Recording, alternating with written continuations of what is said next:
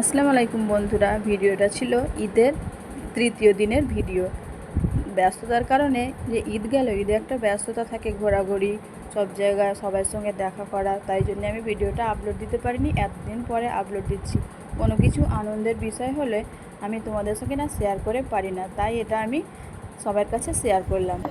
ঈদে তো মায়ের বাড়ি না গেলে ঈদ সম্পূর্ণই হয় না, তাই ভাবছিলাম মায়ের বাড়ি যাব। হঠাৎ বোনেরা দেখলাম কল করলো, দিদি তুমি কবে আসবে, তুমি না এলে আমরা ফিস্ট করব না। ওরা কল দিতে আমার তো আরও উৎসাহ বেড়ে গেল, যাব ভাবছিলাম। এবার ওরা কল দিল, তো আমি রেডি হয়ে পড়লাম এবং পাশের পাড়ায় আমার দিদি আছে, তাকে কল দিলাম, দিদি মায়ের বাড়িতে ফিস্ট হচ্ছে চলো। দিদিও আমার কথা মতো রেডি হয়ে চলে এলো আমার বাড়ি এবং দুই বোনে রেডি হয়ে বেরিয়ে পড়লাম।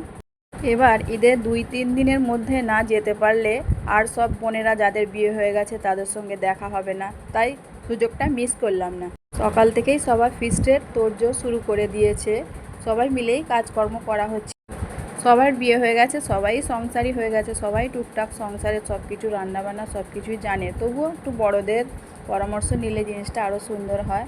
তাই বৌমা পাশে বসেছিল, বৌমা আমাদেরকে বলে দিচ্ছিলো, এটার পরে এটা করো, এটার পর এটা করো, প্রথমে ভাত দাও, তারপরে আলু মাংস দাও, তারপরে এটা দাও ওটা দাও বলে দিচ্ছিল। তাই আমরা বৌমার কথা মতোই সব কিছু করছিলাম।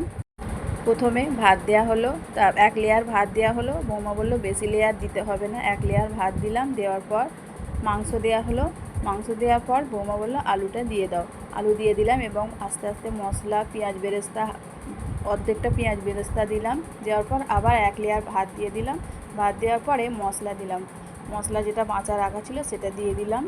এরপরে আবার ভাত দিয়ে আবার বাকি মশলাটা, তেল, ঘি, পেঁয়াজ বেরেস্তা সব দিয়ে দিলাম।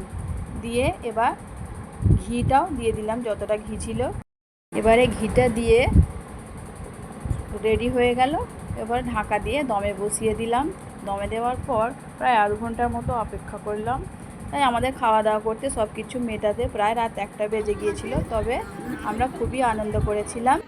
অনেক দিন পর বোনেরা, ভাবিরা সবাই একসাথে মিলিত হয়েছিলাম, তো তাই খুবই ভালো লাগছিল এবং আমরা খুবই আনন্দ করেছিলাম। আমার এই ভিডিওটি যদি ভালো লাগে, আমার ভিডিওটিতে লাইক দিয়ে চ্যানেলটি সাবস্ক্রাইব করে আমার পাশে থেকে আর নতুন নতুন রেসিপি ভিডিও আর ব্লগ ভিডিও পাওয়ার জন্য চ্যানেলটি সাবস্ক্রাইব করে নোটিফিকেশান অন করে আমার সাথে থেকো। আল্লাহ হাফেজ।